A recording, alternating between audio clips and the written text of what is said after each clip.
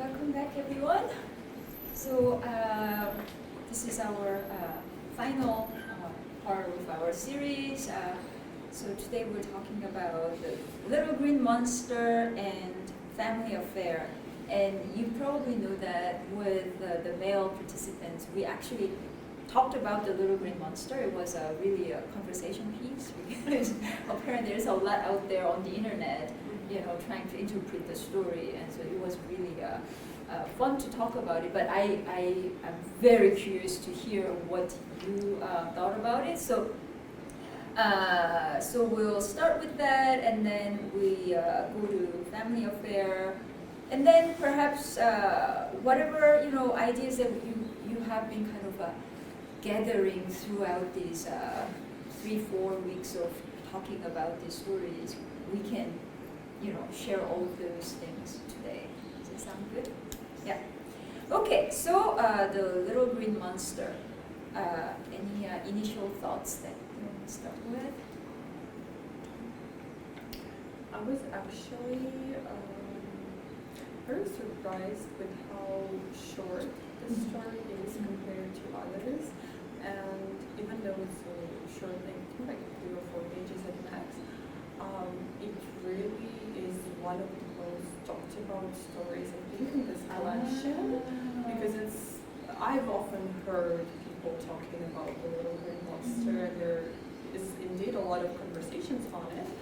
With it being so short, it's kind of interesting that it caught everyone's attention. Mm-hmm. I actually didn't know about this. Yeah. Yeah, I think that there's the most material, even on Reddit people discuss it the most, and it's possible meanings. And even for me it was the most I thought about it the longest. All of the other stories I read, I kind of gathered my thoughts and was okay, I think that. But for this one, I'm still trying to process what actually. Even if after I read it 2 times, I was I feel like I need to read it again. I must have missed something. So. Oh, that's I like that. Because that means we get to investigate it together. But Ivana? I actually didn't. I didn't really like it because I couldn't understand. It felt so odd because it was so unusually short. I actually didn't think it was short. I felt like if it was longer, it would lose kind of some of its, I guess, interest. The point, I just found it so intriguing, the whole, how both the monster and then the woman in the story, the dialogue, the way they behaved. I feel like it gave it more power that it was so short. I mean, the other short story that I can immediately think of is the 100% Perfect Girl, right? There, I think that's as short as this one. I don't know. Yeah, I'm trying to think if there are any kind of similarities between the two of them that, thematic similarities that kind of require this short form. I'm trying to think. Maybe it's something to think about. But what is the if you can name it, the essence of this uncertainty of this text? What's so difficult what gets in the way of your understanding of the story? For me, in the previous short stories we read this collection, it was kind of easy for me to sympathize with a certain character or with a certain narrative, and make up my conclusions. So I agree with this and I don't agree with that. But for the Little Green Monster, every time I read it, I kind of cannot find this opinion or thought to settle onto oh yeah, I agree with this, and she did good and the monster did bad, or vice versa.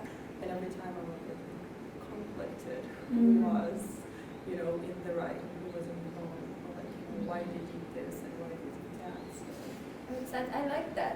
What about then, just to make a quick reference to Family Affair, did you fall on one side? Yeah, Family Affair is actually my favorite story in the collection, and I really like the main character in Family Affair. So you like the brother? Yeah, I like Okay, the okay. brother a lot, and I sympathize with his view of life. So I think we are in for a good conversation. Yeah, but I mean the biggest clue to what the text wants to do with the green monster, the biggest clue comes at the end of the story. What is the clue? When he turns into a shadow. No, right before that, where she says something. eyes remain, and she says something about like now You can look all you want, but you can do anything or something like that. oh, then she said something about women. Yes. Yes. Yeah. Yeah, she says you don't know what is. You have no idea what a woman is. See then, you little monster, you have no idea what a woman is. So, in other words, all that has happened in this little story is supposed to tell us what a woman is. Right? So that's one clue. So we'll remember that. But then the story begins with her talking about her childhood. When she was a little girl, she planted this tree. So you have an arc here, a reference to her girlhood, ending with her definition of a woman. So that's the structure of the story, and we have to figure out where all these things fit in that larger structure. And in between, of course, the most important thing is the monster, which is given in this very, almost so extremely predictably phallic kind of, the shape of it and the way she wants to, like the male participants wanted to emphasize the fact how she wants to cut it off, and then it would, all that, what to do with that, right? So this is why some of the internet, the interpretations available on the internet, they go for this idea of, so some kind of rape scene. Then, of course, that doesn't, did you think about that? It's a form of, It doesn't work. Why? At a very basic level, that theory doesn't work. It's a very lazy interpretation. Why does it not work?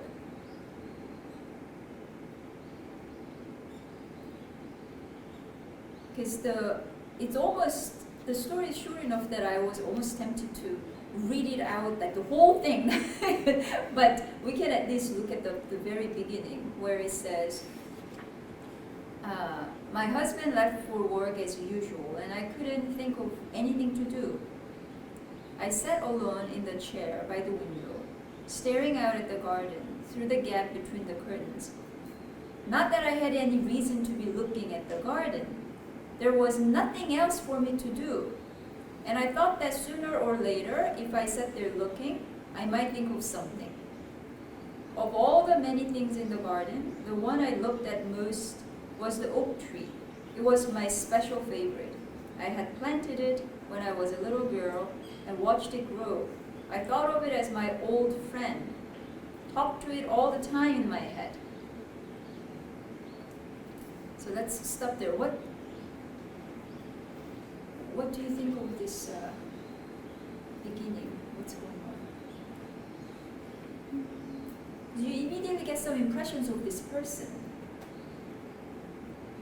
I think throughout the story, I kept thinking if she sees the oak tree as a friend and talks to it, is it possible that the little green monster was also like a figment of her imagination or something like that? Mm-hmm. So the whole time throughout the story, as I'm trying to find the clues for where it's like described that she is imagining this, or where she like realizes that she was like zoned out or daydreaming or something like that. Right. I mean, that would be, you want some kind of realistic explanation for her fantasy. But of course, Murakami is known for not explaining these things. This is why he's called magical, realism. So realism, the reality and magic. Reality is actually fabricated out of magic, almost. So you can't really draw the line, right?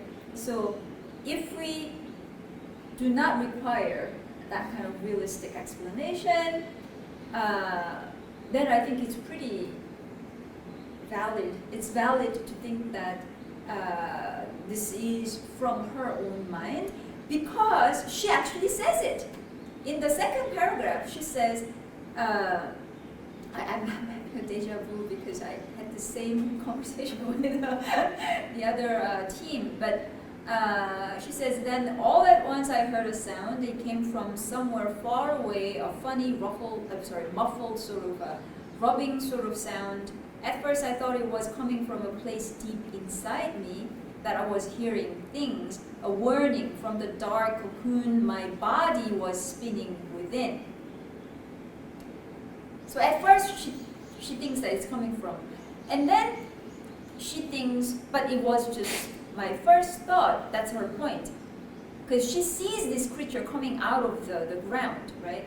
But then we have no reason to dismiss the possibility that her view of the ground is part of this continuation of her mind working. Not only that, other reasons, for which we should believe that this is all her, is that the monster is not external to her, because he knows, or it knows everything that she thinks immediately. So there's no way this can be an external entity, right? So without being realistic, Murakami gives us all the good, reason to believe that this is herself.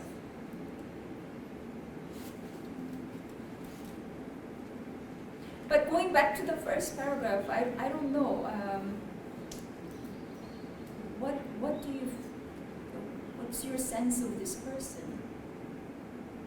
I actually felt like she's very detached from reality, maybe even depressed, if I would say so. Because there is a lot of points in which she's saying that she's doing something almost automatically because she doesn't remember what she was doing. Like when she's been talking to the oak tree, she says, I might have been talking, but I don't remember about what, even though it just recently happened when she was sitting there.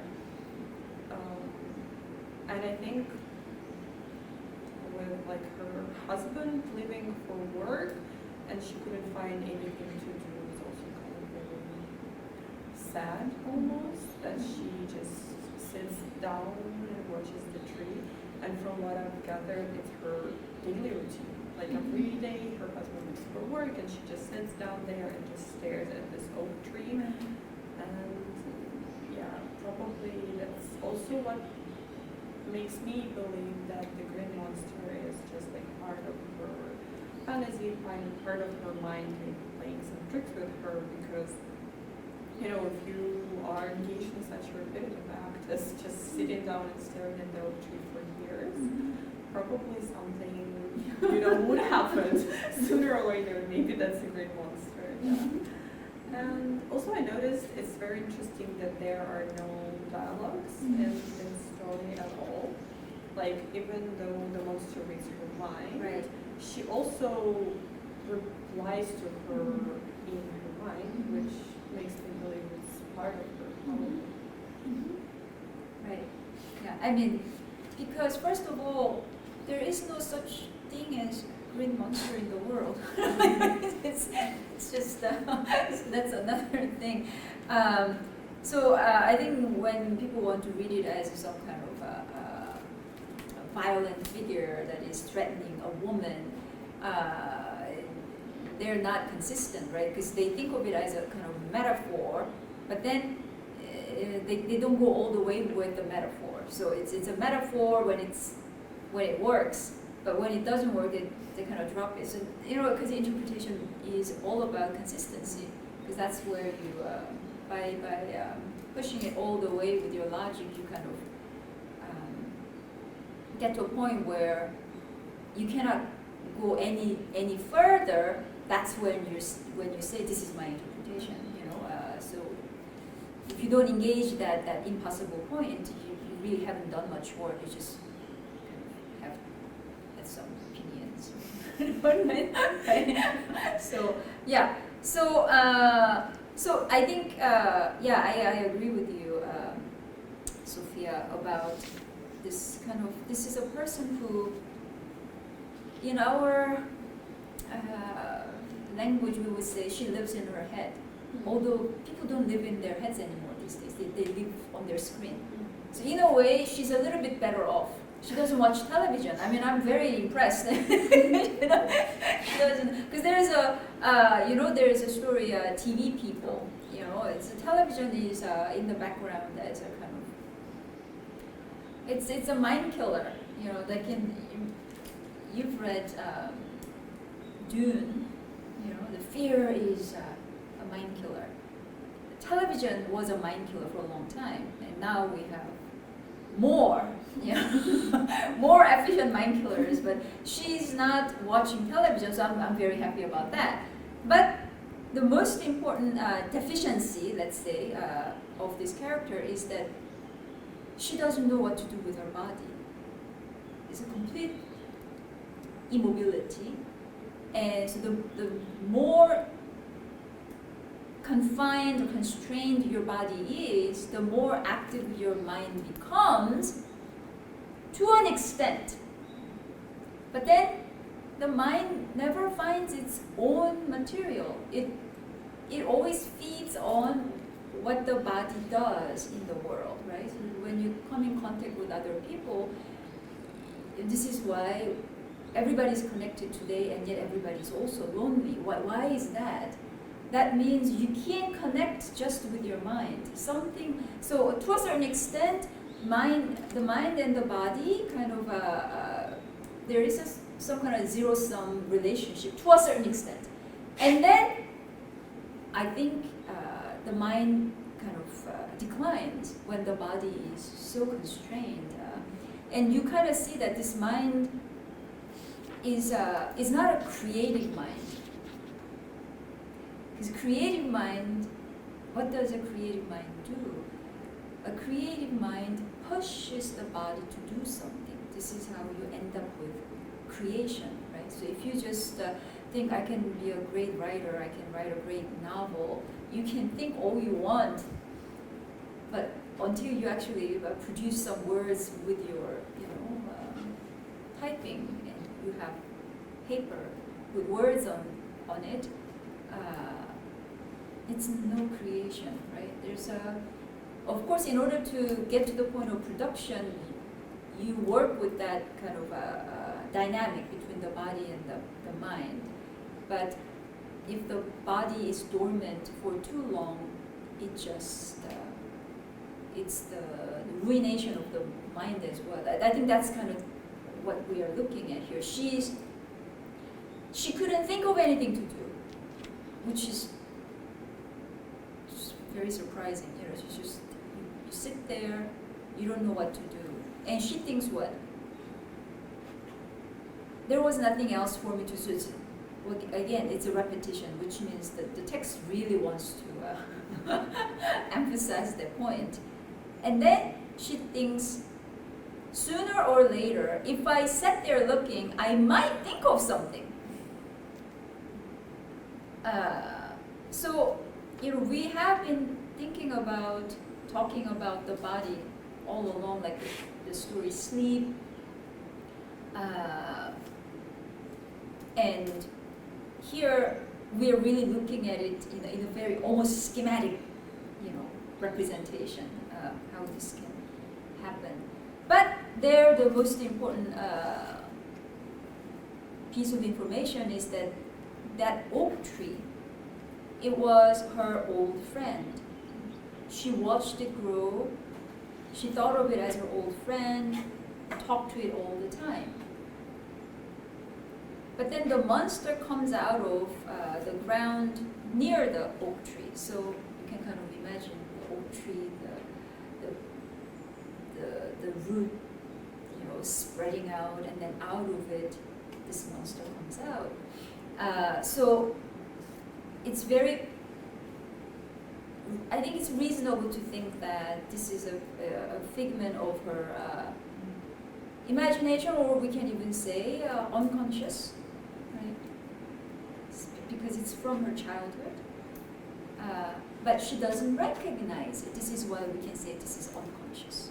Because if it's imagination, you're just making it up. But when we say unconscious, we are actually adding the blind spot in the subject's own mind. It's out of her own mind, but she doesn't recognize it. This is a classic definition of unconscious.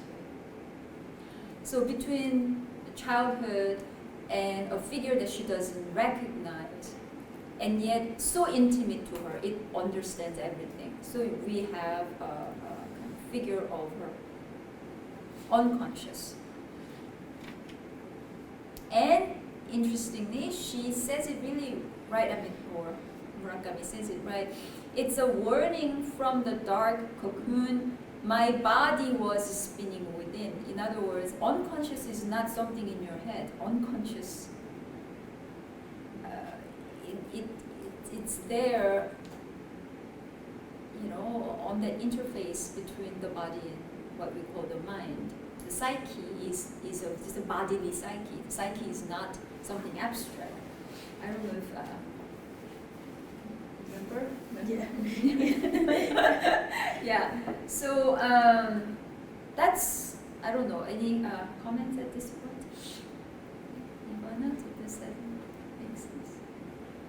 I actually at first thought it was like an extension of herself, but then I'm convinced it's like her unconscious. So, what do you mean extension of herself? How is that different from her unconscious? I feel like if it's an extension, she'll probably know that it's an extension of herself, but because she doesn't know it, so that's what I'm saying. Okay. To me, I interpreted the story as like it's her own self-hatred, because when the monster comes out, she is so cruel to it, like so unreasonably cruel. And I kept thinking, like, even no matter who it was, if it's a stranger, no matter how ugly it is, if it's something other than yourself, you like nobody can be that just. That's so beautiful. Because you just said something completely counterintuitive. Did you catch that? Because you're saying you can only be this cruel to yourself. Yeah. You can't do that to someone else. Yeah. I wish just 10% of the world population is like you, then. Yeah. Because I feel like to others, people always give the benefit of the doubt or some grace, but when it's to yourself, like the meanest words anybody ever says is to themselves. Yes. And especially because the whole interaction is happening in her head, and I feel like if people were to have to stand in front of the mirror and say those mean things about themselves out loud to themselves, again, they wouldn't be able to. But in their head, the words are just so cruel, Yes. and that's what like this dialogue Yes. reminds me of. Yes. Yeah. Yeah. Yeah, I would agree, because for me it felt like she was purposely killing a certain part of herself, or maybe certain memories or certain emotions, because we have this whole history of this oak tree that she planted in her childhood. So and the monster, it clearly comes from the oak tree, so it is clearly somehow connected to her childhood, and maybe to how her emotions and like self-attitude changed, and she might have forgotten, how to love herself, even because the monster comes to her with this unending, love and this like proposal, but all she has for it is this like pure, unfiltered hatred, you know. So maybe she's killing that, some bright, happy, loving emotion inside of her. And we can clearly see she doesn't really, she's not really expressive, or her days doesn't really seem that, happy. Not at all. Lovely, yeah. So, and she just keeps killing that part of herself more and more, and you can see that little bit monster, I think. I feel like it's also possible, like the tree was in her childhood, so that's when there was like the pure, it's easy to love yourself, I guess, when you're a child. Everybody looks at their childhood pictures and they're like, I was so like sweet and innocent back then. What happened, So this like little green monster is like what emerges, not like out of you, but through living life. When you're a child, like a little by little, that sense of innocence disappears, and you have to,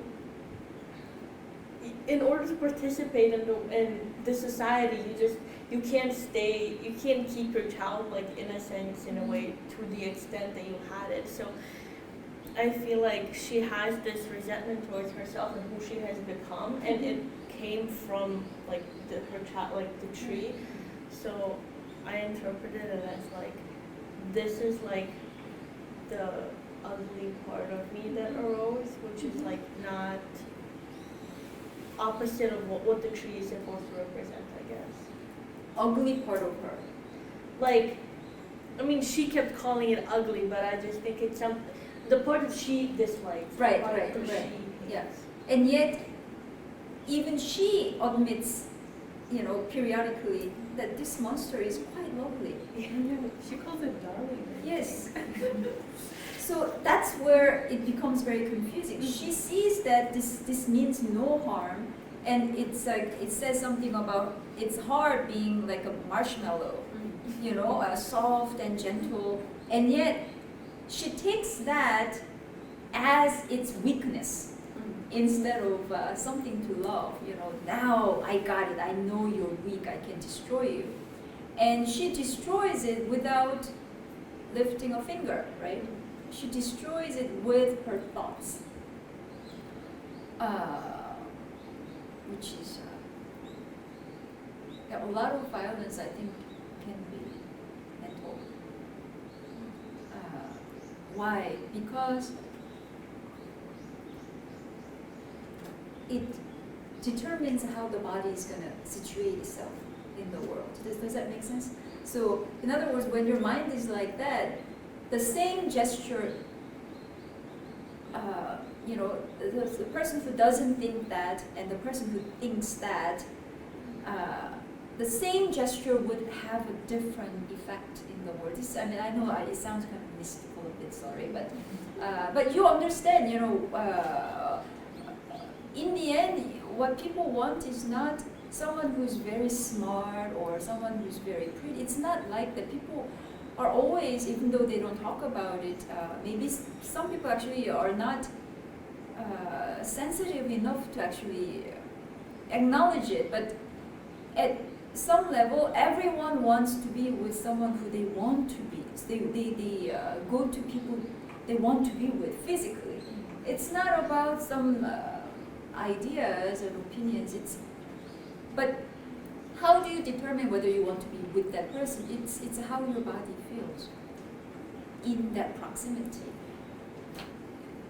right?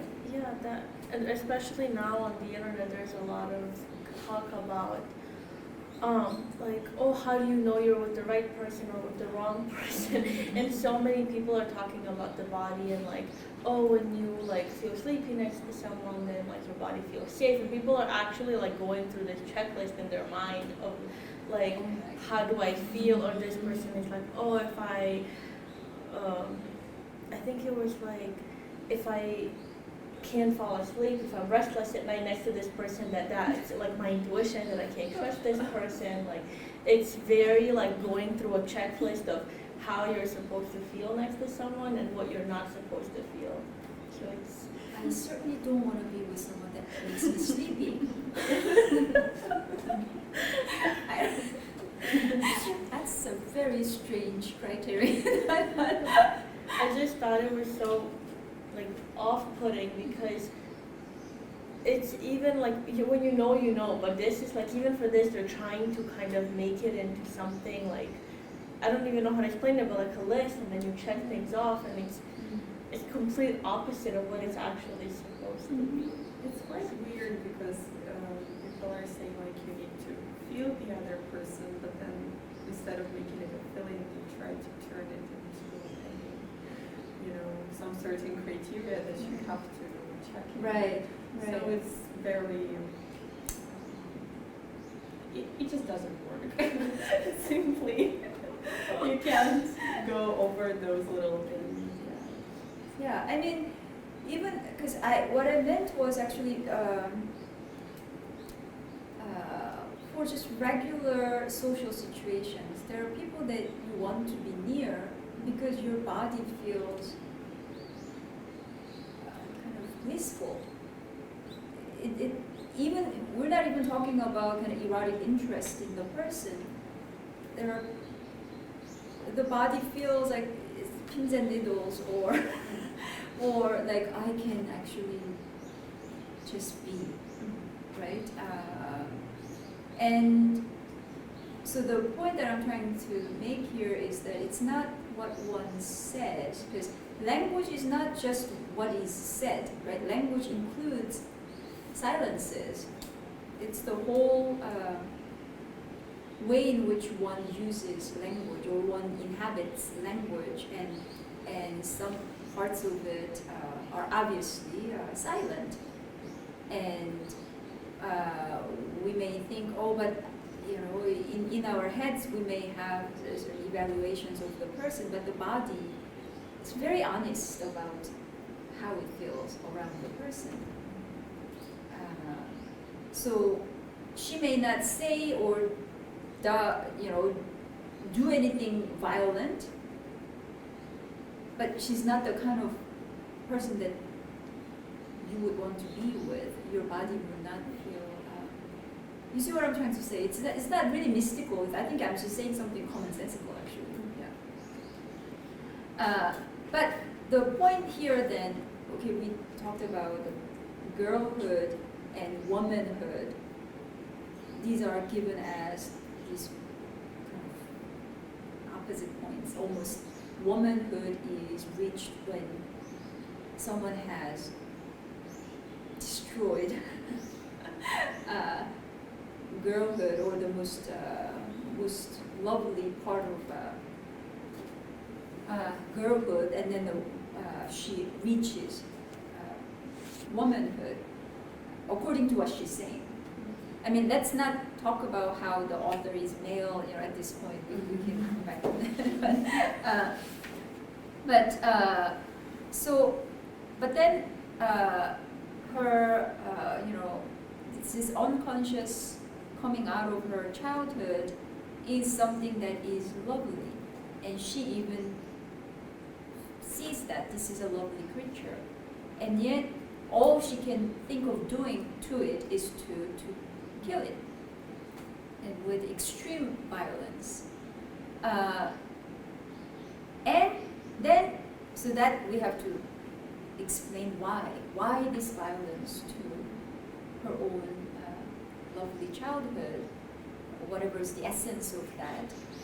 And number two, why is it given as this monster which seems to really deliberately inviting these phallic readings? Why this shape? It's almost like the author is kind of laughing. Okay, you guys are gonna have a great time talking about how phallic this is. It's almost deliberate kind of invitation to read it that way. But let's take it seriously. Okay, why is it given in this phallic, figure? Those are the two difficult questions. For the phallic figure,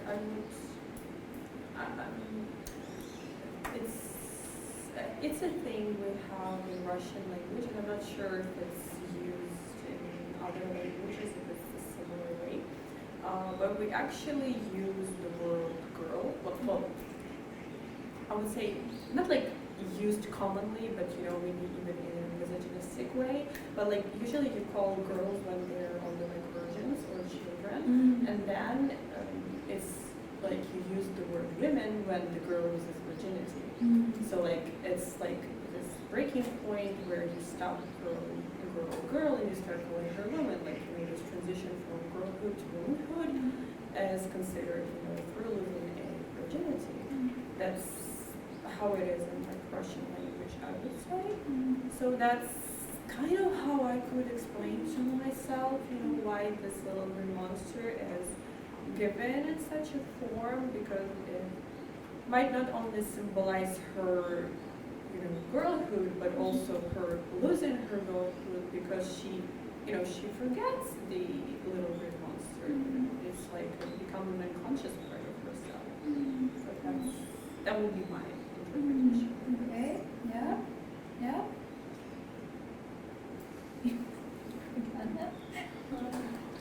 It's difficult. I know. I thought it was interesting how it blocked her escape. At first, I thought it was maybe because I was influenced by the topics in comparative literature class. Yeah. I thought it was like maybe a symbol of the husband, like preventing her from like having like emotion, because she constantly tries to put the monster out. Because I was like running with the concept of the monster as an extension of herself at first. The concept Of the monster as like an extension of herself. at Okay. Yeah. first. Yeah. Right. So I thought like, because it also had a phallic shape, so I thought that was the husband. Yeah. Well, now that Sophia said this about girlhood and womanhood, because in Serbian too, you have like different like girl and woman, but I thought it was very interesting because, and I really wonder how it would have been translated, in not in English, because the word girl, I feel like in English you use almost as a synonym for female. You can be 60 years old and you're a girl, right? Like you can say, oh, like people say, oh, this is a girl boss, or people use this, like I'm just a girl as a meme, or like they say it, like there's no age kind of Attached to the word. yeah, but I feel like for, at least in my language, girl is somebody under the age of almost 18. I would say that's like old. Like even maybe under 15 is like, you would say like girl, but you would say like, I would say like little girl almost. Like that's the word for girl. So in what situation would you use the word girl for a 60-year-old lady? In English? No, in Serbian. Oh, you wouldn't ever. Oh, That's okay. what I'm saying. But in English, you still use the word girl as like, like I said, as a synonym for like female. Like you're always a girl in a way. But, Okay. but if you say it, like I think in Russian as well, a girl is under like 18, 15, and then there's like a middle word. Oh yeah, there is like middle world, and then there is and like then woman. Like you Yeah. have like devojčica, like little girl, devojka, like middle, like maybe like 20s, 30s something, and then you're like woman. Oh, it's actually the same in Russian. Oh. Yeah, so I thought that was very interesting because, I mean, I'm just curious how it would be translated, how it would go to, because, yeah, so that would be I mean, without talking about the Japanese language, I can say that in Murakami's literature, girls are basically, before they become sexual. It doesn't mean you sleep with a guy, or it kind of, you can think of it as whether you have your periods now. But usually the biological, that calendar works with kind of psychological interest, or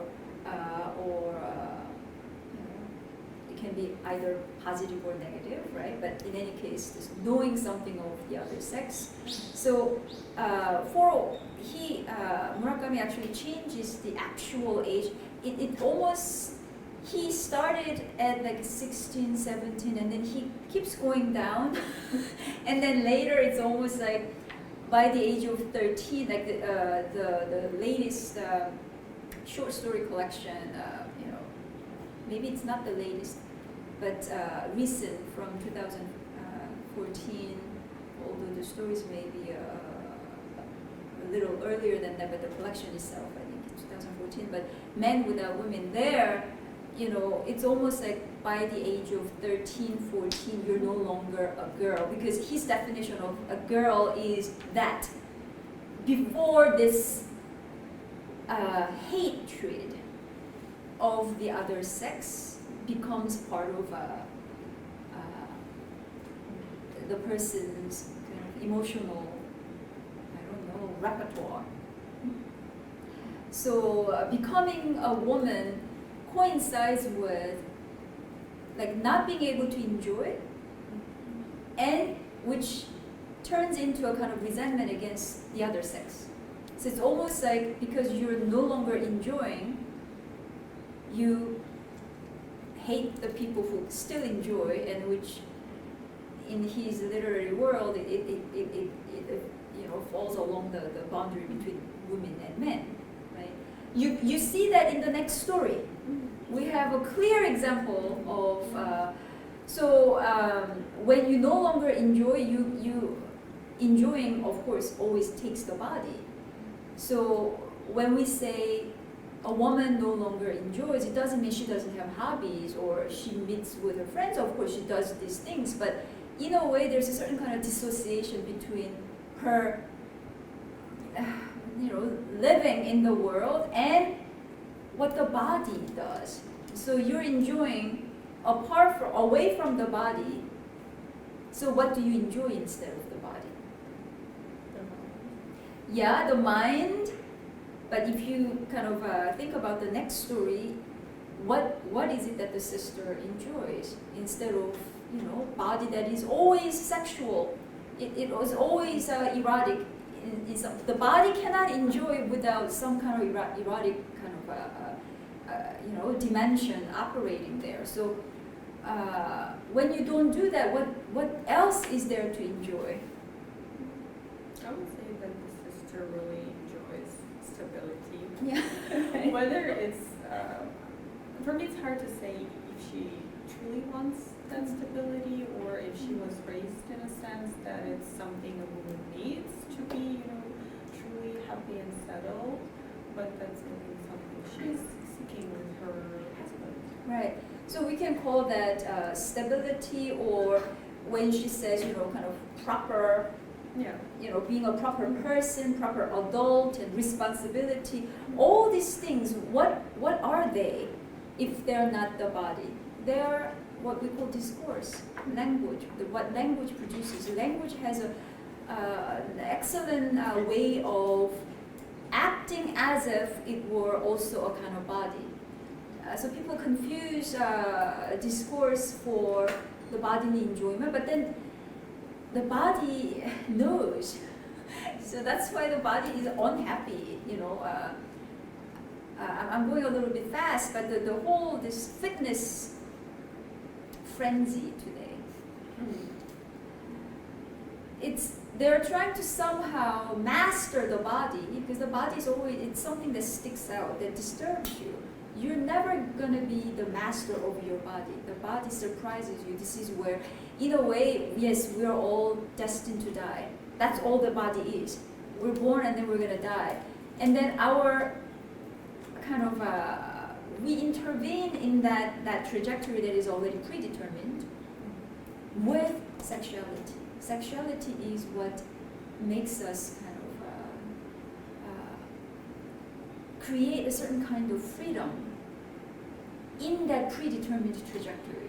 I'm not talking about simply, sexual enjoyment. You have sex and then you have pleasure. That's not what I'm talking about, because you cannot engage in a sexual relationship without, these other faculties that we are born with also operating together. Although I think we've done a good job of actually separating them as much as possible. This is the whole point of choosing pornography instead of an actual human body, which is that they think that they can somehow really separate them, right? You can have the sexual enjoyment without an actual body, just with the screen. But I don't need to say how that's not really serving them. We all know that this is not serving them. So I don't remember how I got there. So we started with the age. The girl versus woman. It's woman means you are a sexual entity, and for a woman, being a sexual entity means to lose enjoyment and to become resentful of the other sex. Now, I know if we just put it that way, it sounds like not very nice, right? Women would complain. But then we also know in the classroom, we hear these opinions all the time. Women have a lot of bad things to say about men. So it's hard to simply dismiss this view of women as false just because the author is a man, because we do hear these opinions from. They may not actually believe it, but if you say the wrong things enough, you actually become that. It's the weird thing about this is what I meant by how actually the mind can go beyond this dynamic between the body and the mind to kind of constrain the body even further. The mind meaning in this case what we do with language. So the language that you speak becomes your kind of proxy body, body that is not the real thing, and yet it acts like it's your body. So if you, by being a fitness enthusiast or even addict, you feel like you're the master of your body, which is not the case. I don't know if you agree with me. I don't think it's the case. So anyways, so that's what I would say. So textually speaking, the girl and the woman, the boundary is really the sexuality that a woman experiences as the inability to enjoy, and which is projected onto the other sex that seems to be able to enjoy. We saw this in Lederhosen. The mother looking at the German men having it's just like little children, they're just having a great time, and she just decides that she hates the male sex. Right? So that's the kind of textual logic that's it continues. Would you say that feeling is not optional? It just naturally happens in every woman. Like it's not something that could happen, like a potential, but every woman will come to feel that way. Like it's just a part of being a woman, or it's an option, like not a chosen option, but like a possibility for that to happen. That's a great question, and it is a condition that comes with being a woman, but condition doesn't mean your reality. It's a question of what you do with the condition. And you can come out of that condition, you can make the condition work in such a way that this is what we don't have enough of discourse on. You come out of it, you have these great characters in literature. You come out of it exceptional human beings that men in a way cannot become. So we talked about the duplicity of femininity, right? Men stays with, to put it in Freud's kind of language that will sound less academic when I say it. But they start with one organ and they end with one organ. And with a woman, because she has to go through, we talked about it in our Freud class. So what is the woman's first sexual organ? Which is, yeah. Yeah, it's what basically goes for a kind of it's her phallic organ, which is her clitoris, before she discovers that she has this other reproductive organ, which is the vagina. A girl, until she starts having her periods, the vagina is kind of non-existent. It doesn't do anything. But a girl can just as well experience certain sensations around the genital areas even before the vagina is active. And what is that organ? It's the clitoris, which Freud talked a great deal about. So when a girl becomes a woman through this biological, necessity of having periods and all that, is to go from that earlier organ of enjoyment, which is the clitoris. You have to kind of disavow it. You have to kind of forget it to arrive at the proper feminine organ, right, which will prepare her for childbirth and motherhood and all that. So this is the kind of Freudian explanation of the duplicity of the feminine sex. She doesn't start with one thing and end with one thing the way a man does. So that complicates everything. That makes the whole feminine sex such a challenge, which many women just, in a way, they do their best not to dwell on. And where do they go? They go to discourse. That's why they become often, in these texts, they become moral agents. What does morality do? It's to police the body. And they tend to criticize people who enjoy, because that means their bodies are still kind of out there, and they resent that. This is the whole same story that appears throughout Murakami's literature. This is why morality, this actually happens in philosophy too, if you read like Nietzsche. Morality has to do with, some would say, emasculation. You become less of a man, but that man there is not actually man. It's more phallic enjoyment, which the little girl used to have before she discovered the vagina, which means the little monster, you can't even think of it as her own masculine enjoyment that she used to have, phallic enjoyment, before she became a woman, when her reproductive organs were now properly ready. Does that make sense? So you can think of, this is the thing that I didn't talk about with the male participants at all, because I didn't think that was necessary for them, but now for you guys, I think it's good to know. So the monster is herself now at this level, the bodily level. It's her phallic enjoyment, which she wants to kill as much as possible. And yet, that's why the monster is so lovely. It says what? I'm here to tell you how much I love you. I'm here to propose to you, which means what? In a way, this is her body kind of giving her to use her own word. It's a warning. Like, if you don't awaken to me now, if you don't rediscover me now, you're gonna become like the mother in Lederhosen.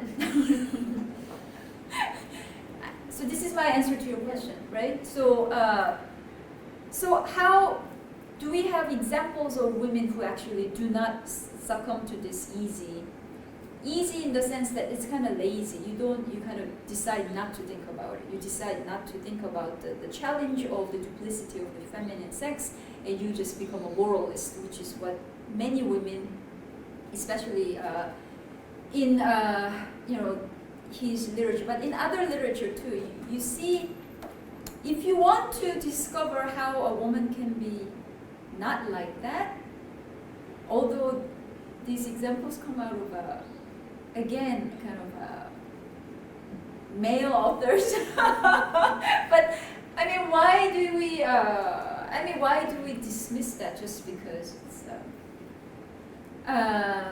but D.H. Lawrence, Lady Chatterley's Lover, read it, and you kind of see that.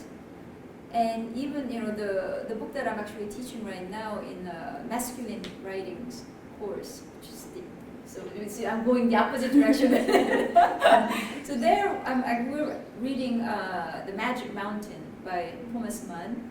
There is a character, a woman, Madame Shusha, Russian woman.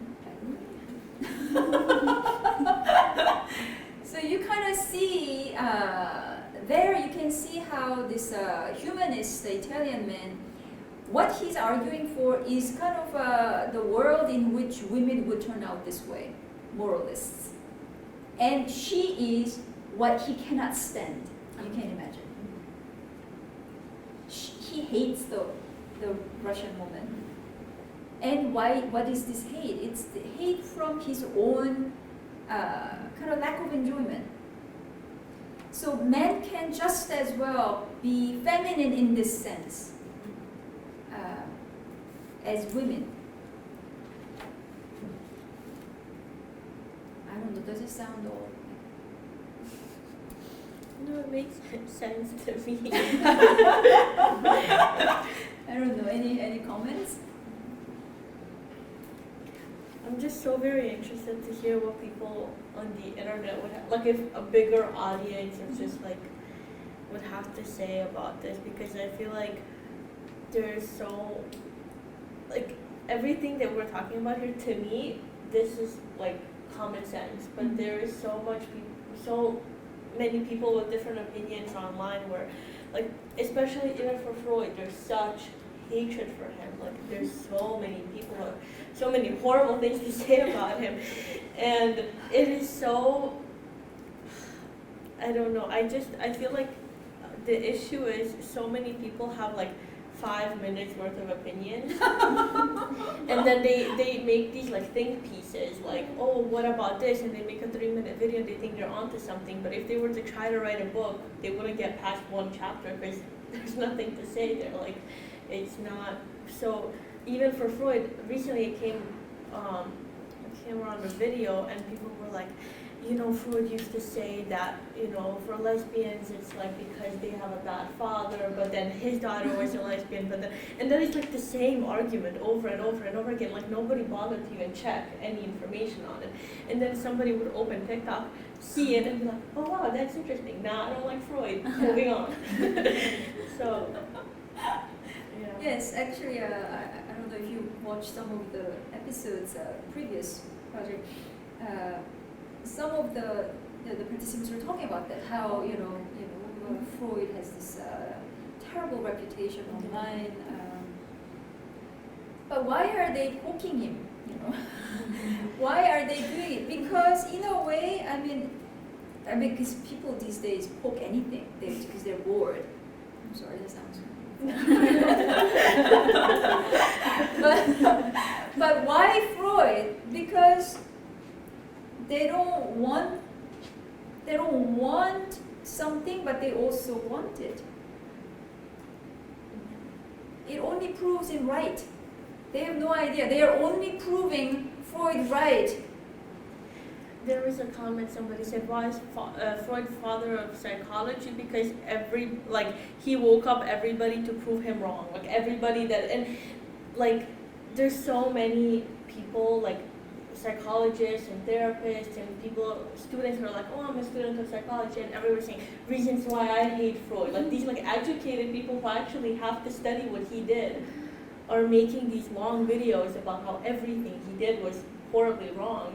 And it just makes me think, like, I don't know if you're gonna be good at your job if that's how you're going to if that's how you're gonna go about this. But If that's your approach to something you dislike, they're very out in your face about some negative aspects.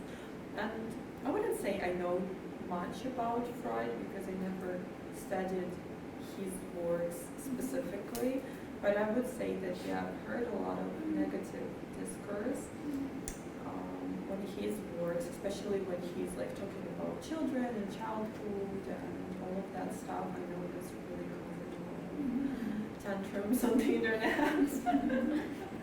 But what really makes me curious is that personally, when I do not like something, I just leave. yeah. I don't want to. Why would I spend time? I would go to things that I like. So I don't understand this passion spent on what they do not like. I mean, this is probably going to sound very controversial, but I feel like women love to put in so much work into making sure that they can prove that a man was wrong about other women. About other women? Yes. I haven't been. That's new, okay.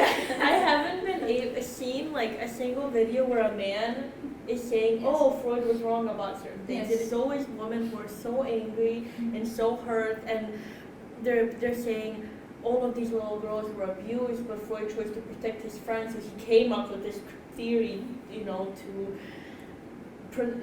not acknowledge what was happening. But I feel like none of them have even read a single thing, really like critically assessed what he had to say. So I think they can't leave it alone because they want to finally prove that a man was wrong about a woman.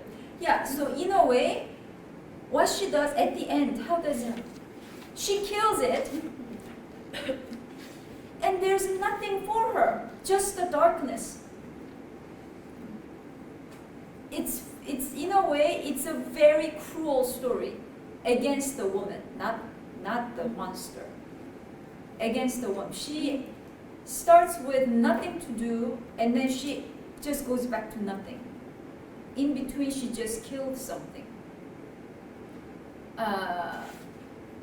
So, yeah, it's a very unhappy portrayal of a woman. Not just an unhappy woman, but it's a very unhappy portrayal. It's just, but then, in the end, why is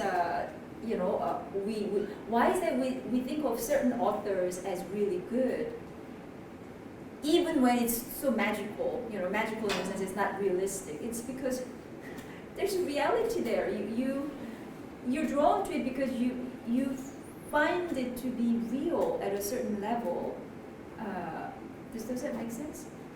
So, and not only that, there are some women writers who are very celebrated.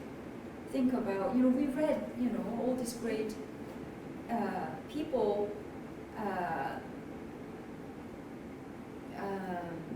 Alice Munro.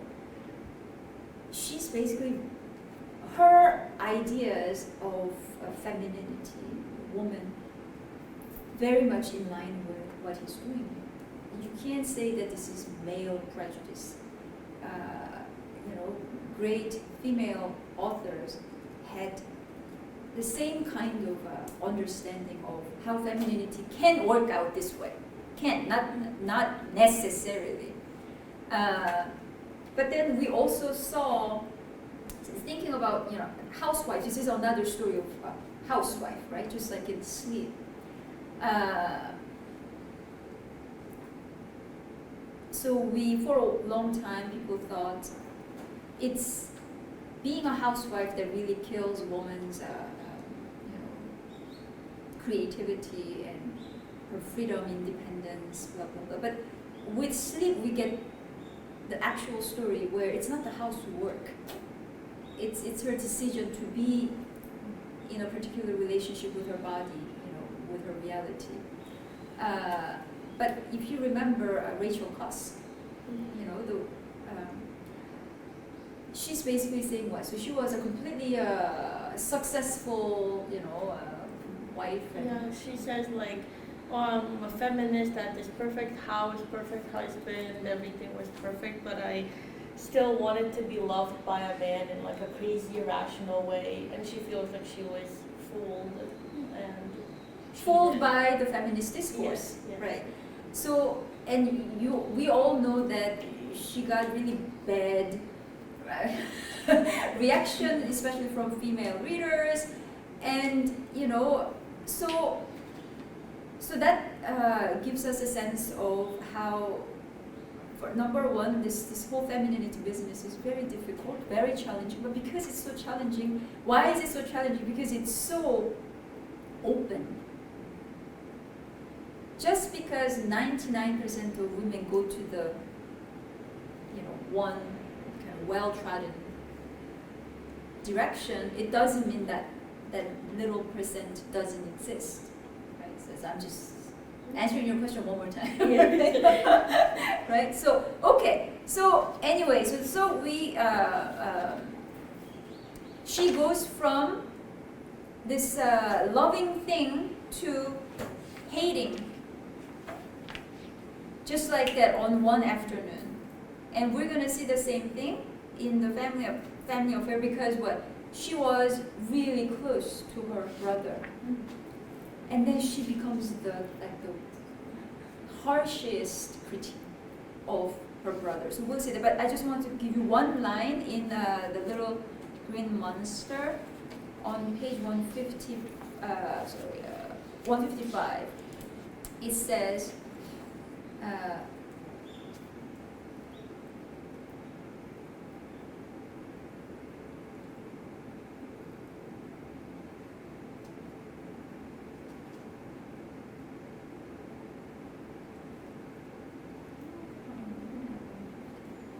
fragrance of roses, okay.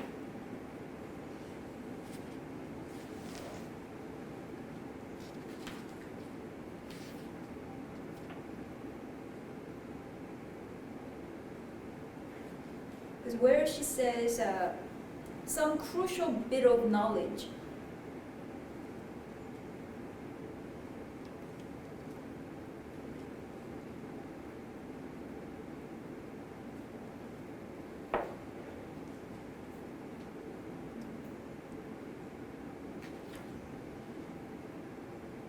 That's actually on the last page, I'm sorry, yeah.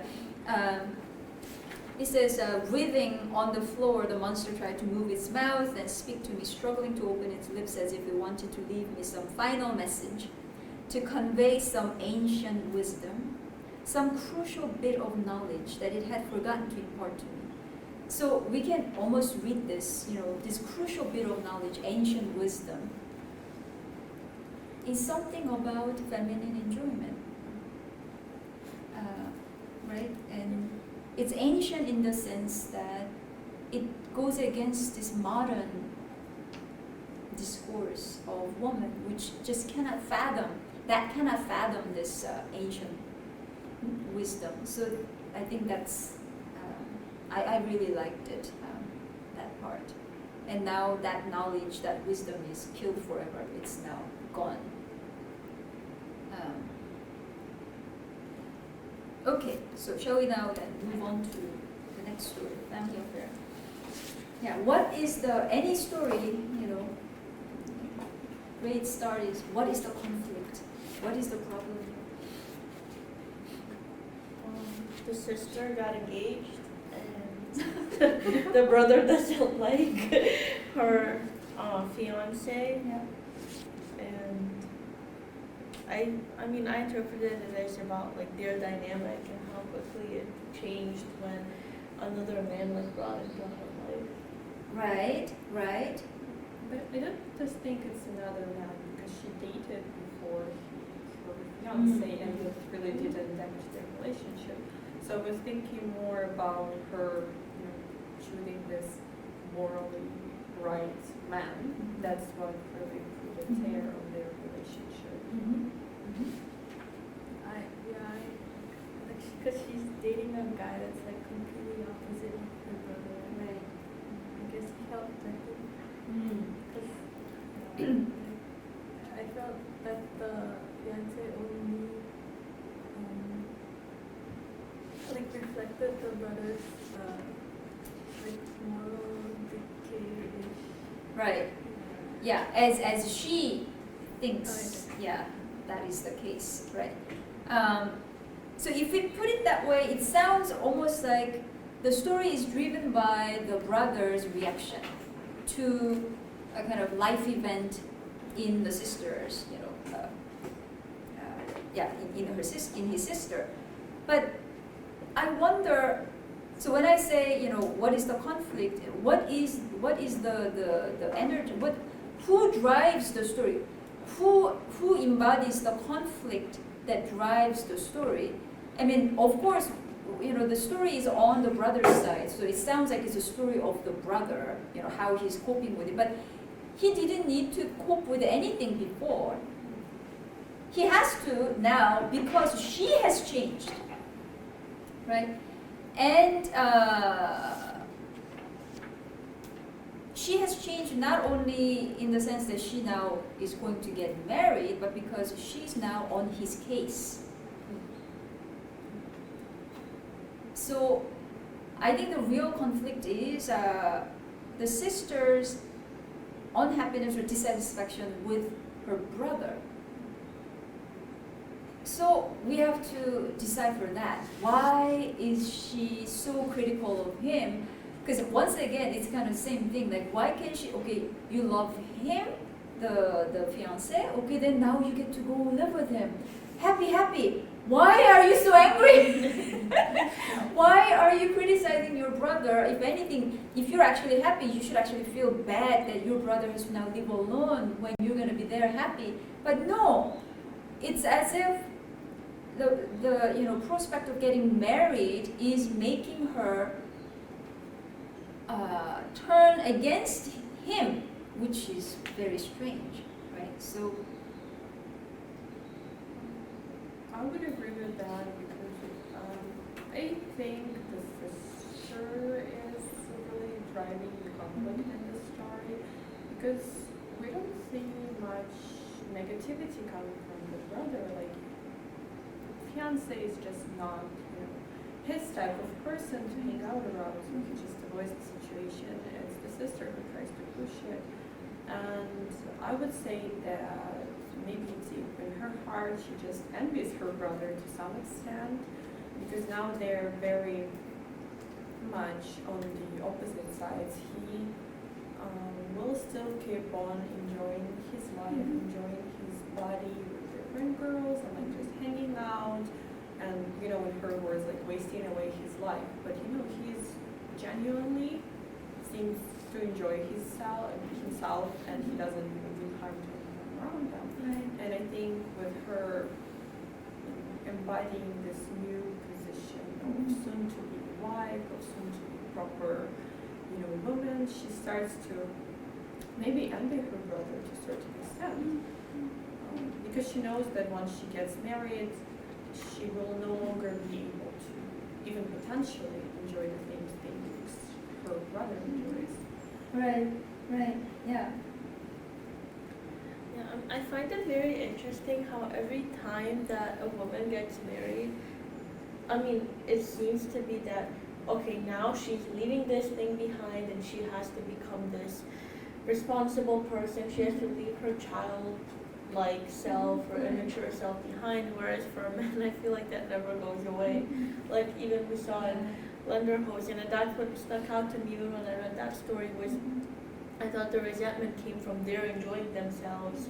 They have no kind of concern in the world where I'm here, travel this far to please somebody else, to buy this stupid gift, on a trip that I came alone to. So I feel like the brother's character is such a typical, man character that I've read in so many other stories, and he reminded me of the main character in Catcher in the Rye, actually, with this just go with the flow, see what happens. And honestly, I still haven't decided who, I mean, I don't think there's the right answer. He who lives life in a better way, like, is it more reasonable what she's asking for him, or is he more reasonable for just living life as it goes? So. I mean, what do you think of the first scene at the spaghetti restaurant? She tells him, like, you could have forced yourself to eat it. What? No, I can't accept that. So his point is, like, okay, he lives this carefree life, and he doesn't seem to, he doesn't seem to go out of his way to, do good things for other people. But it's also true that he does no harm. So the only harm that she can think of is what? I'm sorry, our technician is there.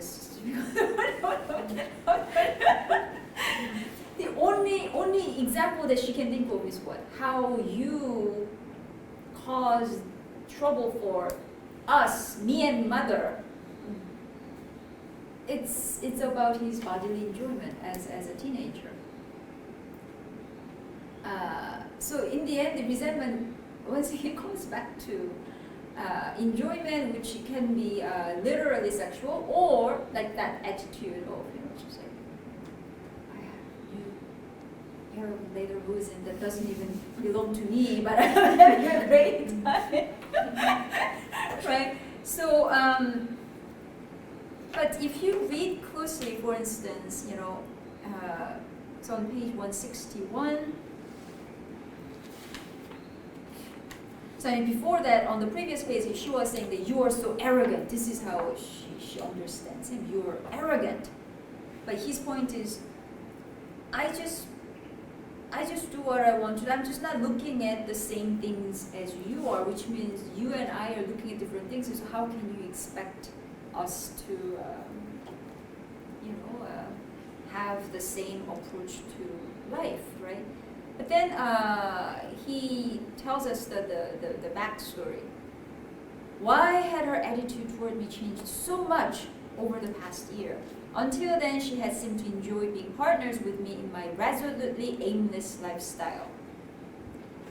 And if I'm not mistaken, she even looked up to me to some extent. She had become gradually more critical of me in the months since she had begun seeing her fiancé. So this is the clue, right? Having the guy is making her hostile to her brother. As if, to go back to our previous kind of anatomical explanation of the feminine sexual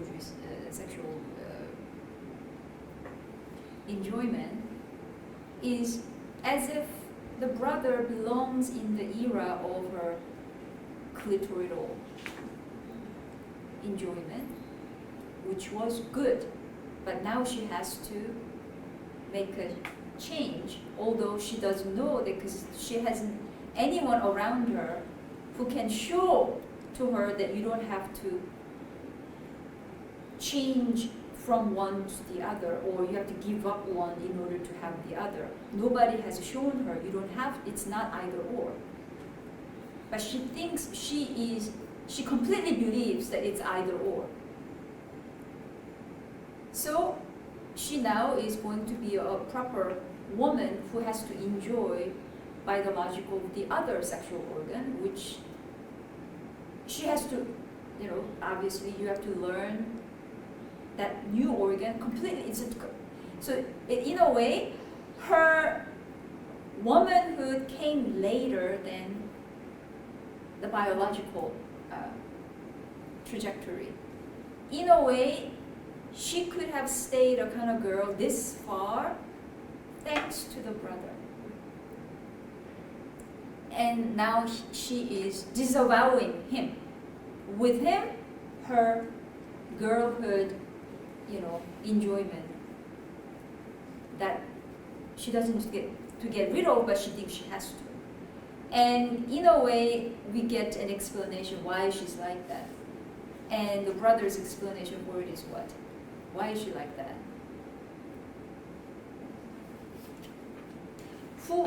There's obviously, it's, so if you go to page 166, she's like always cooking and cleaning, the top of the page. These were dangerous symptoms. When a woman starts acting like this, a man has only one choice: to clear out fast or marry her. So this is the situation. And then he actually says on page 173,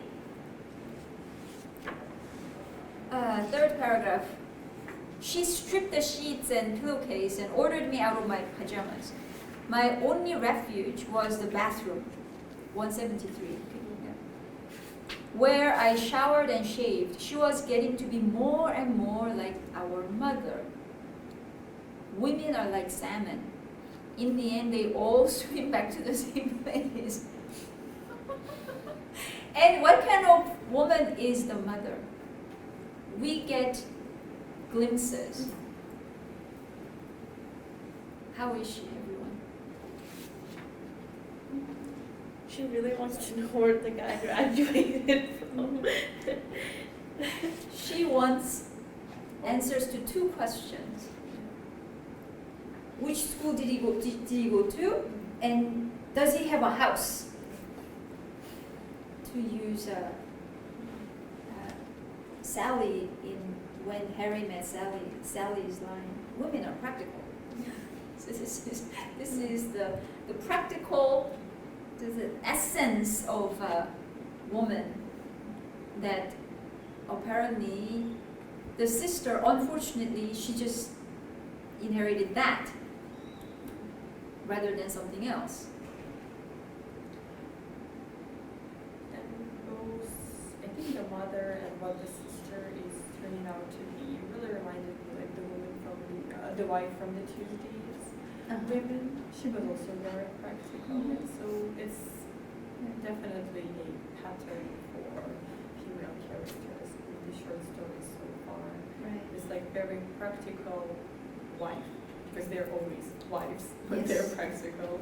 Right, exactly. So that wife, when she calls home, she talks about bills to pay. It's Tuesday, you need to go pay the bills. So when the sister becomes practical, like her own mother, what she gives up is what the brother calls pleasantly messy, peaceful Sunday. Pleasantly messy, peaceful Sunday. Right? Because enjoyment is messy. Enjoyment is never tidy, without stains, everything well organized. I'm sorry, that came out wrong. It's related to, it's because all the reference points are from the story. They're kind of all mixed up in my head, but and the fiance is the kind of guy who's, I think I'm allergic to alcohol. I'm like, you out. So while so the brother, it's the funniest story. I mean, what's your favorite stories?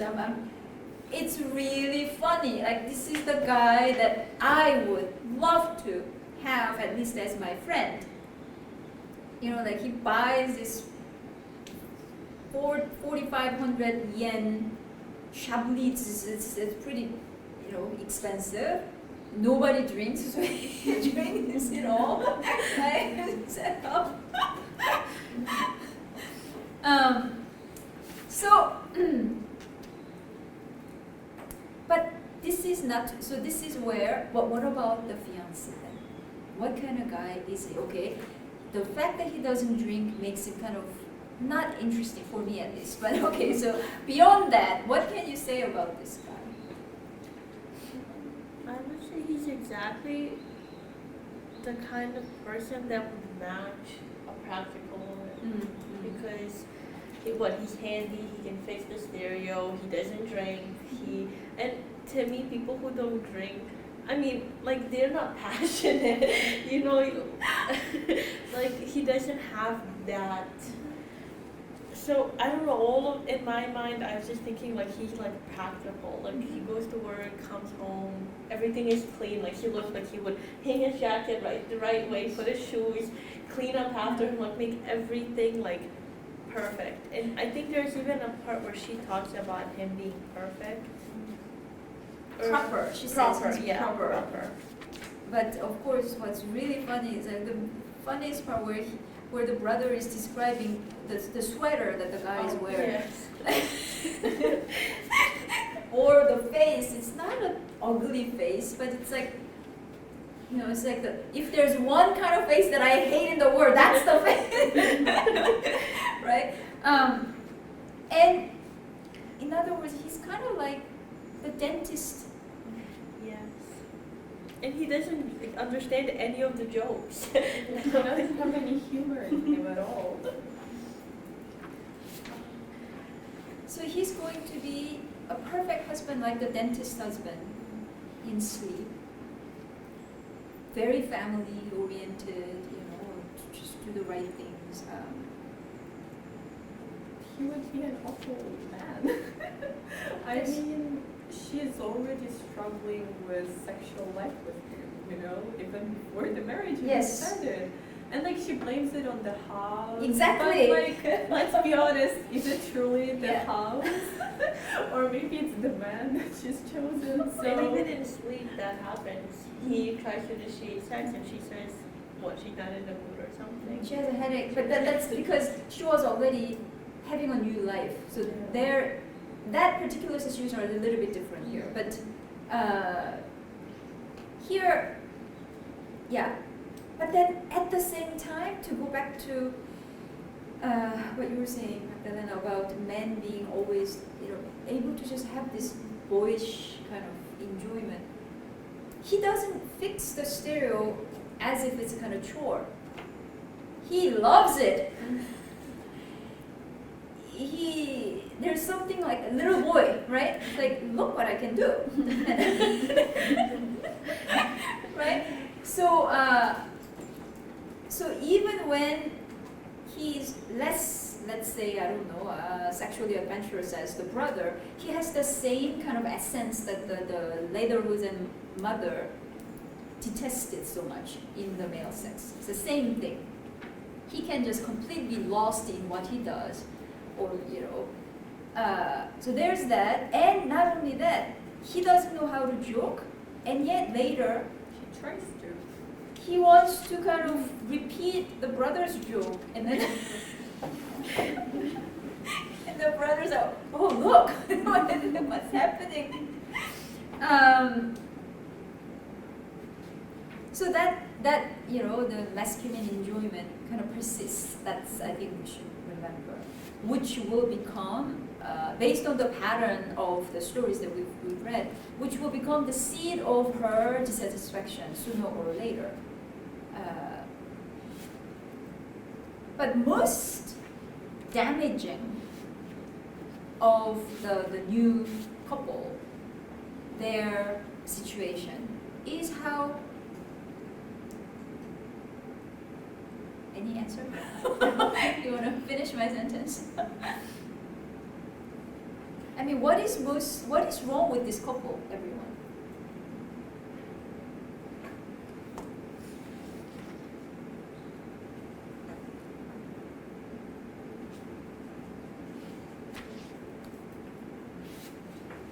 What do they both do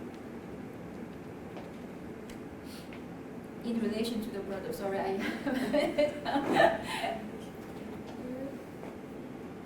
okay.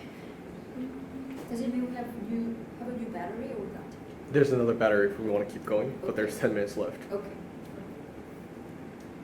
So the fiance, when the woman, the sister is out of the way, he does what? he confesses to the brother about what?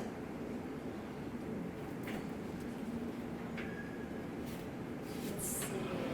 Oh, the marriage? Yes. The idea of Yeah. marriage being On- frightening? Yes, 180, page Yes. 180.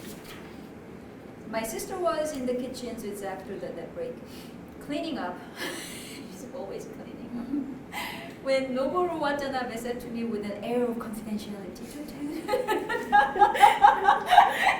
tell you the truth, I'm like, if an air of confidentiality, I'm thinking LOSER.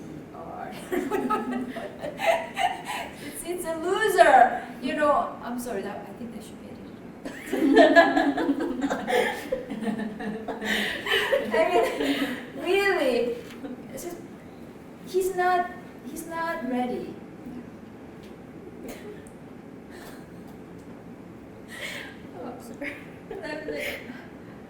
I'm nervous. It's frightening. Okay, then don't do it. Don't do it. And then at the end, the sister does the same thing. She says, page 184, bottom of the page. I don't know. It scares me. The future. And then the brother, of course, said, he tells them the same thing, right? Which is like, don't worry about it. You get there and then you deal with it. I mean, that's the only thing we can do anyway about anything. But she is such a person that she ends that conversation with, again, a moral. This is so arrogant. I mean, she thinks that her brother is arrogant, but she says, well, if everybody were like you, the world would probably be a terrible place. And even from a sister, I think it's very rude. It's very rude. I feel like the whole story, they ridicule, look down on him. And I mean, maybe she doesn't particularly say it, but I got the impression that even to the fiance, she says something like, "Oh, he's just that way." Yeah. Oh, he makes these weird jokes. You just have to he is not the right, the way that a moral person should be. But then both of them are kind of, they didn't say it, but their fears are like, I wish I was like you, they want to stay where he is. So, I mean, I think it confirms even today when people get married, so they have this moral high ground to say, I did this thing in life and you didn't, so I'm more successful just by that act. So, They were very dismissive of the brother throughout the story, I would say. It actually made me sad a couple of times. I know he's not a bad person or a bad character. Why are they being so rude to him sometimes? And it's actually the discourse that I faced a couple of times about the marriage, because I think in Russia at least it's still very common to marry young.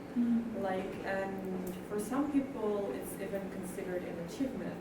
I got married at 18, I got chosen at 18, so I'm better than you, I'm more successful than you. And it's really sad because I've heard of other girls my age talking about marriage in such a rhetoric, no, not in a way that, oh my God, I'm so in love with this man, I cannot, wait a second to be with him every day of my life. No, they're just talking about marriage as a personal achievement. Right. And that's really, really sad, honestly. I'm gonna stop recording right here. When the discussion goes in this direction, often people say, but then look how he has sex with this woman, and then he's completely drunk and he vomits. That means he's a failure. So what can we say about this? If you go to page 182, he actually, but here too, it's really, it's beautiful. The page before the 181, so he meets this girl at a bar, right? And then they're watching a baseball game on television without sound. Isn't that maybe it's not the, yeah, so the music is on, but right, it's the television is there's a mismatch between, but then we also saw him at the house because it's before the stereo is fixed, so he's watching television, but there's no sound, right? So something kind of sensory disorientation is kind of in the background of his reality. He feels disoriented. But here the girl is saying, I'm a Giants fan, so she immediately, identifies her status in a way. And he says, they're all the same to me. I just like to watch them play. Okay, this is something to remember. In other words, for him, it's not about taking sides. And then they go to her place and they have sex, but then he says, you can't really call that sex because they were both really drunk. And then on the way back, he vomits, and then he has a little reflection. So halfway down, so how many years had it been since I last vomited from drinking? What the hell was I doing these days? The same thing over and over, but each repetition was worse than the one before. Then, with no connection at all, I thought about Noboru Watanabe and the soldering iron which he had bought me. You really ought to have a soldering iron in the house, they come in handy. What a wholesome idea. I said to him mentally as I wiped my lips with a handkerchief. Now, thanks to you, my house is equipped with a soldering iron. But because of that damned soldering iron, my house doesn't feel like my house any longer. So, what to make of this kind of far from uplifting scene from our hero?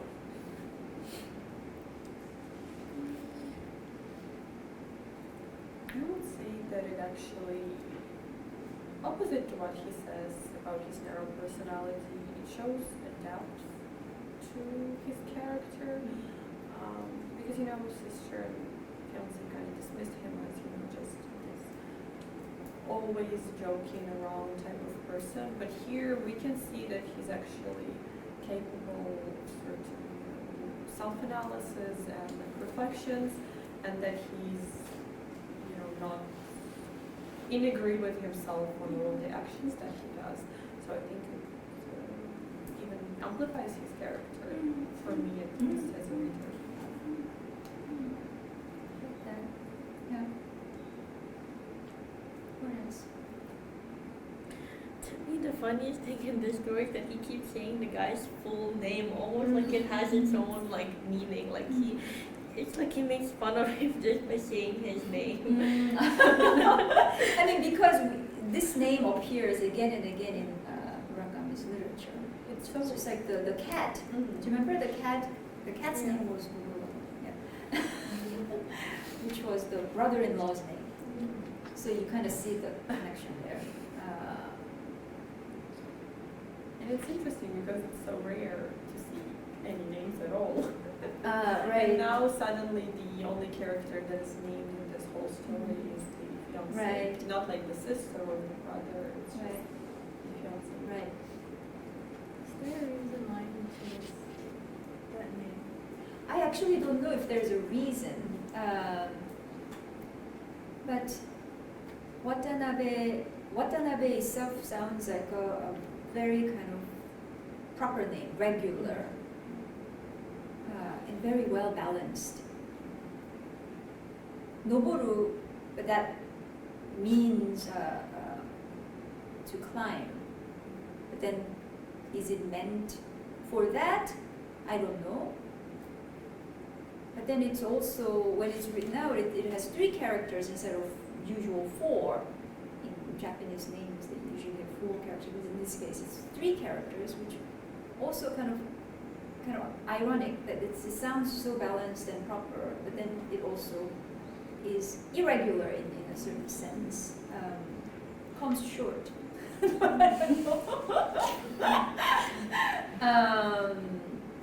Yeah, I don't know, but because in Norwegian Wood, the main guy's name is Watanabe also, but it's Toru, but he is actually a very ideal character. So perhaps the ideal and the failing ideal, they're just not that different. I don't know. Yeah. But the reason why I made you read the previous page first to talk about this kind of scene of disgrace for him, the previous page where we saw, they're all the same to me, not rooting for a particular team, is because there's something. So in other words, when we say that the brother is not in the wrong, he's not really harming anybody, that doesn't mean, although many students like to go that direction, that doesn't mean he has no challenges in life. So this cannot be a kind of evidence, like how he's a failure. You drink long enough, you will vomit once in a while. I mean, that's not a moral failure. But when he says that, I am getting older, and every time I vomit or have another one night stand, I feel like it's less good than the time before. I mean, these are, in a way, it's very understandable part of our self-reflections.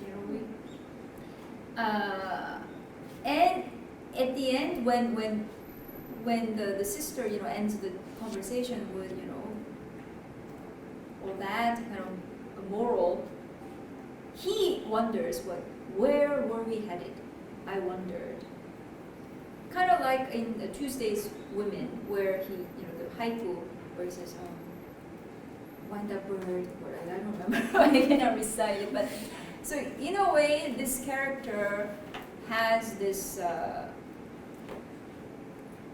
don't know, there's no better word, it's a certain philosophy of existence. It's a philosophical position. Not that he does philosophy, but his basic position is one of philosophical reflection.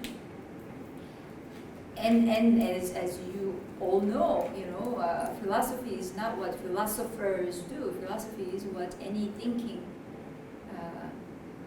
subject naturally does, and he's that kind of philosopher, right? That kind of. So that. Yeah. Any final thoughts?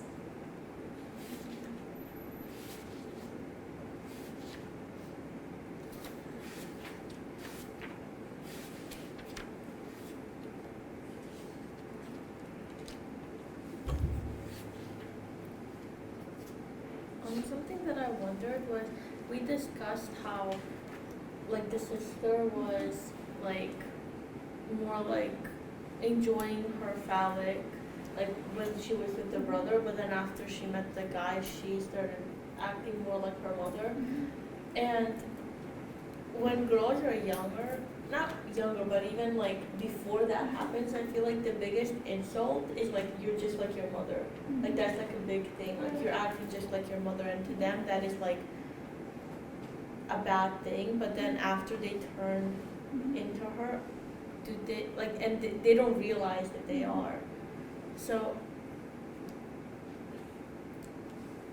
I feel like in every story, the woman, like even in the Tuesday's Woman, she eventually ends up being just like her mother, but while she is still a girl, she recognizes that is wrong. She clearly has a dislike for that. It's not like that will happen, that is just what happens. They're all saying, I want to get married and I want to be a wife, but then when they're presented with this is what they dislike it. Does that make sense? Yeah. Yeah. I mean, we talked about this in our other class, right? Feminine writing. It's something about, that's really the naughty part of, femininity or feminist discourse as well, this, I mean, I don't, regardless what the actual ideology is, I just don't like anyone who's being rude and nasty. That's all. I just don't care. There's a lot of aggression that you feel in. I mean, of course, aggression happens in different ways for men and women. But among women, there's this kind of a almost naturalized dismissal of the mother, which they don't really reflect on why that is. So we're not going to enter this discussion now, but this goes for boys, it would be the father more, but for women, it would be more the mother. But in a way, you have to take leave completely and return to really have a relationship with your parents. Then you actually see the person as an individual with all kinds of both great qualities but also failures. And you feel for them as an individual because you now know that you have great qualities but also you have failed while you're away. It always takes a return to really approach the parents as individuals rather than just, mother and father. And very surprisingly, not enough people do that, go through that. So I think it can also change if women take the trouble of, that's what I think, Okay, so that was a wonderful series of discussions, and I hope our audience understand that, this is because this is so spontaneous. It's not censored, or I hope people will appreciate it for what it is meant to be. Where we just have candid but very intelligent discussion. So we'll stay in touch. Okay, right. Thank you very much.